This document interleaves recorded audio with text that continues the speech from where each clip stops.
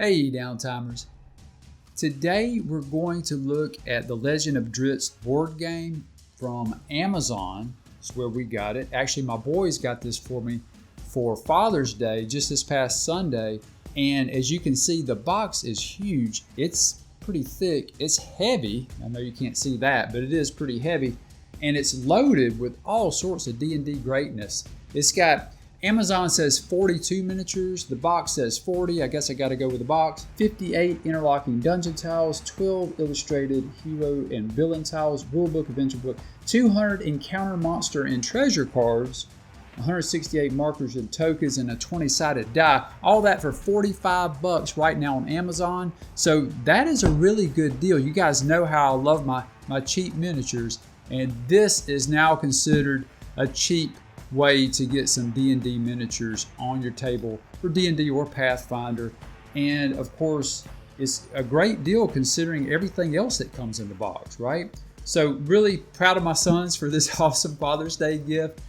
Free to me, cost them $45, but still that's $20 cheaper than what it normally lists as. On Amazon, it's normally $65. Let's go ahead and open this up and see exactly what's in the box, and let's get some close-ups of the miniatures. I've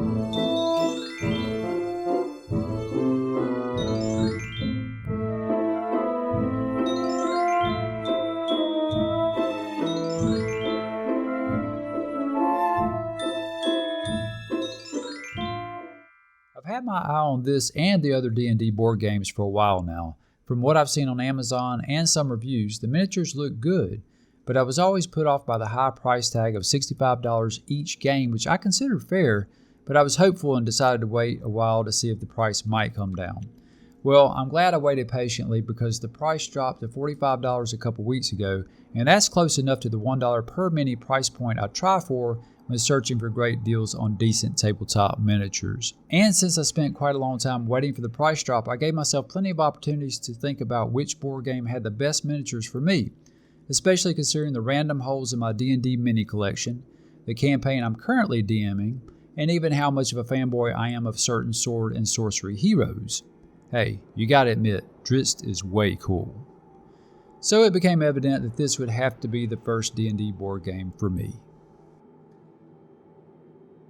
When I open the box, the 16-page rulebook is the first thing I see, followed by the adventure book of the same size.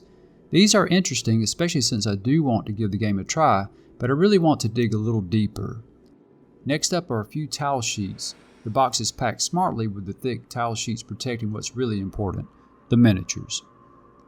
I finally get to the minis, and I can't wait to check out the Baylor, and this guy does not disappoint. This figure has great detail and is menacing to say the least, with his bared fangs and fiery longsword and whip. We'll definitely have a closer look at this cool miniature in just a moment. The minis are in plastic bags according to color. Having these minis in different base colors is a good thing, as it makes identifying each monster very quick and easy, and it makes for fast organization even considering there are 40 minis in the mix here. Also, they look decent like this and without a detailed paint job. And this is good news for me because I really struggle with finding time to paint miniatures. So chances are these will be unpainted for a long while, except I do hope to paint the heroes. I'm betting they will look much better with color, and I think these heroes in particular deserve a decent paint job. Some of these look really good as is, such as water elementals. They really don't need paint at all. The green group is comprised of goblins, drakes, and trolls. The trolls look big and bad, but I was really happy to get more goblins. You can never have enough goblins. None of the figures in the green group were disappointing at all. They all had good shapes. All the pieces or the weapons or the hands and fingers and so forth were all thick enough so that there were no misshapen or bent pieces to any of the miniatures, so I was really happy with this group. The purple group is made up of drow, a drider, spider swarms, and a shadow dragon, all great for any Underdark adventure. The drow duelists have rapiers, so their swords are very thin, and as you'd expect, they're bent when you get them out of the package, but that should be easy to fix with a quick hot water bath. The heroes make up the dark blue group. All of these miniatures would make great player character figures. especially with some paint on them. The only real issue I have is with the Panther figure, as the weight of the mini is quite a bit forward on the base so that it can be easily knocked over. That's not too big of a deal though, as a coin or a washer glued to the base should make it more stable. The gray group is comprised of the villains, and a couple of these could definitely work for PCs in D&D. All of them could work for big bad evil guys. The blue group is made up of elementals and hypnotic spirits. These minis really don't need any paint at all, as the clear blue plastic they're made of really works well for the translucent look of the monsters. Let's get back to our evil pal Ertu. What really stands out about him is his size. This figure has a 3-inch diameter base, so he is a huge monster in D&D. But he really looks huge too, as he stands almost 4 inches tall, and he's slightly wider than he is tall. Also, the detail on this figure looks great. He's pretty intimidating with his horns, fangs, weapons bathed in flame. And I guess the kids these days would say he's swole. I can't wait to see my players' reaction when he stands before their characters. Even unpainted, this figure will look good set in the right terrain on the tabletop. But this is one figure I'm actually looking forward to working with. Given its size, it should be fairly easy and fun to paint. The second largest miniature in the box is the Feral Troll. The base is 2 inches in diameter, so these guys are considered large.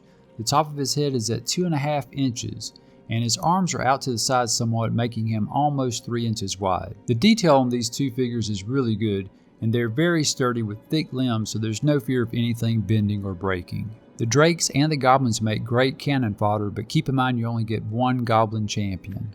I am all about the water elementals and the hypnotic spirits. These guys look great just the way they are, straight out of the box, no paint needed. If I had to pick one mini that looks great out of the box, doesn't need painting, and I really just like how it looks, it would be the water elemental. And I really like how the spider swarms are like tokens. These things should be super easy to duplicate with the hot glue method. The Drow Duelist is the failure of the pack. I hate to say that. I like the figure, I just hate how the swords are all bent. Still not a deal breaker, pretty easy to fix with any heat technique, so it's gonna be okay. The Drider makes up for it. The Drider is super cool, and it is another large figure, another 2-inch diameter base, and this figure looks really, really awesome, and I'm kind of excited to paint this. I know with paint it's probably gonna look way better.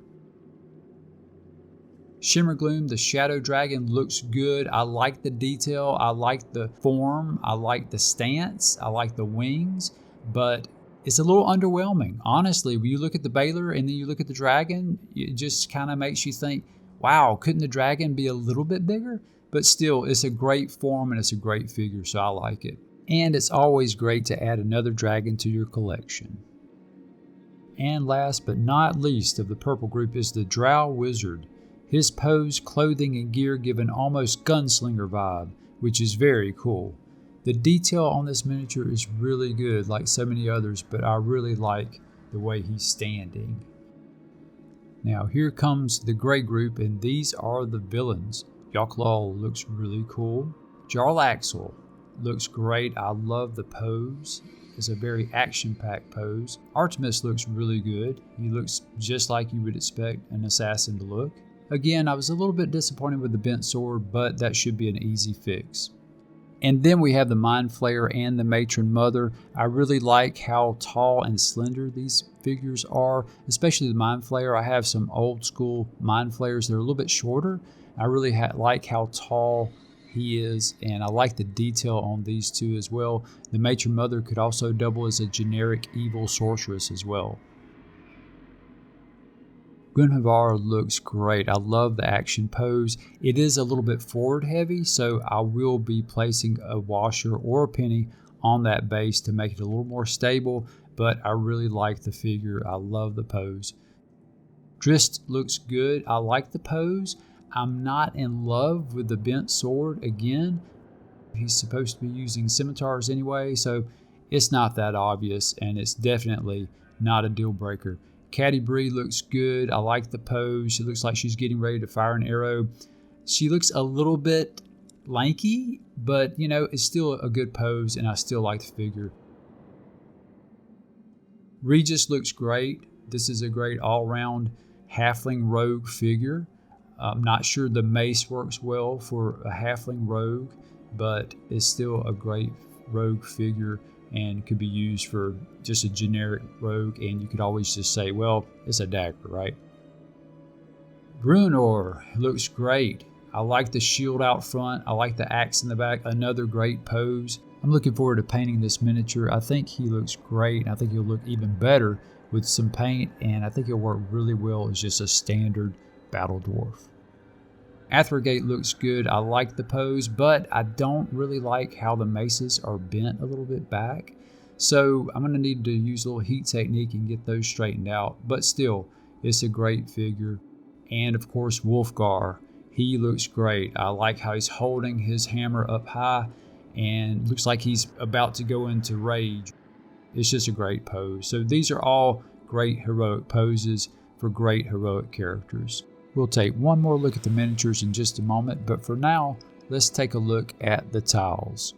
Although I'm really in it for the minis, I find the thick, sturdy tiles, markers, and tokens intriguing. These interlocking tiles could be used in my tabletop games. Some of them have writing on them for the board game, but that would be easy to cover with some scattered terrain. And now I'm really interested in playing the game.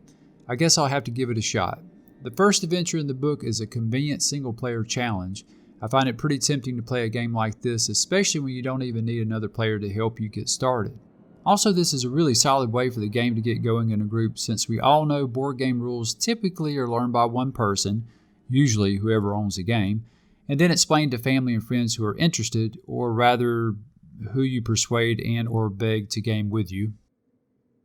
In the 13 tile sheets that we have in the box, we have 58 dungeon tiles, 12 hero and villain tiles, 168 markers and tokens. And the artwork is actually really good on these. I really like the artwork on the tokens, markers, and tiles, as well as the artwork in the books and on the box. It all looks really good. Let's go down the list of markers and tokens, shall we?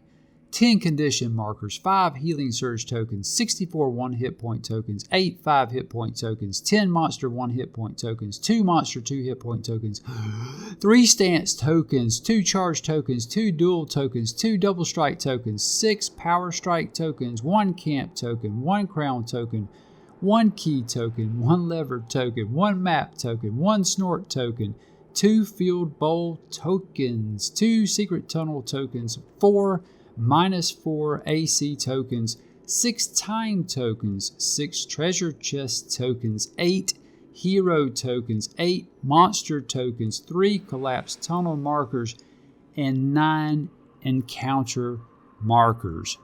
Wow. One thing that's really cool about all the markers and tokens is you can easily use those in other games, especially in your other tabletop games such as D&D and Pathfinder.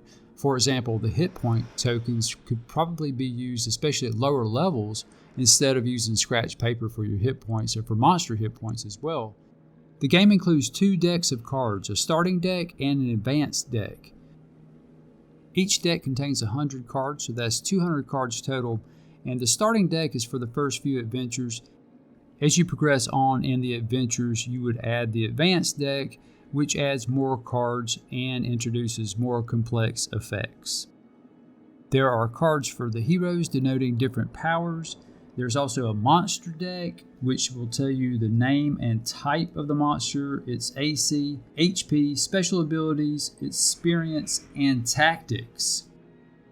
There's also the encounter deck that gives information about curses, events, and traps. And there's also a treasure deck that includes 2 types of treasure cards, fortunes and items. I don't normally get into playing cards, but I can see how those who enjoy card games might would give this game a try, just seeing the huge variety and amount of information on these cards. So that might mean some card players getting into this board game and then stepping into tabletop gaming such as Dungeons & Dragons. Also, the random nature of playing these cards works really well with a game like this. And some of these cards could even be used in tabletop RPGs, for players who enjoy using cards for quick reference especially. As I unpack this game, I couldn't help but think of how much fun it's going to be adding my own homebrew rules and mods. The game looks very fun to play as written, but it is dated since it came out about 9 years ago. I'm already thinking about how to get some 5th edition mechanics in the game. A scimitar swinging Drizzt with advantage to hit sounds pretty awesome.